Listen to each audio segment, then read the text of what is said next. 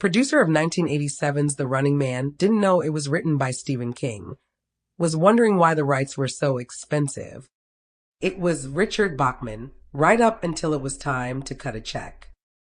The Running Man, Arnold Schwarzenegger, 1987. Stephen King at the Variety TIFF Step and Repeat during the Toronto International Film Festival 2024 on September 6, 2024 in Toronto, Canada.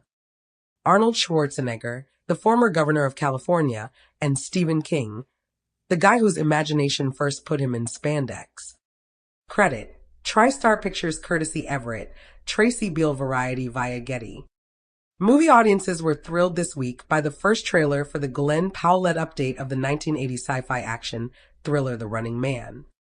Director Edgar Wright, best known for Shaun of the Dead and Hot Fuzz, has assembled an outstanding cast to join Powell on his race against televised predatory capitalism, including Josh Brolin, Michael Cera, Katie O'Brien, Lee Pace, William H. Macy, Emilia Jones, and Coleman Domingo.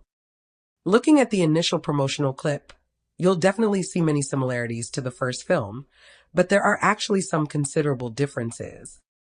Wright's movie, which he wrote with his Scott Pilgrim versus the World collaborator Michael Bacall, who also helped bring 21 Jump Street to the screen, is actually much closer to the original Stephen King novel upon which it is based. Glenn Powell in the 2025 version of The Running Man. Paramount Pictures. Wait, hold up, you might be thinking.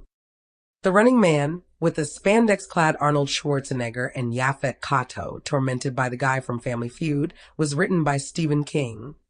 Well, if you didn't know, don't feel bad.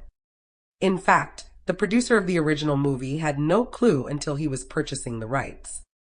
The Running Man, in which economically desperate people participate in a deadly game show, was first published in 1982 by one Richard Bachman, the fourth of an eventual 7 of Bachman's novels.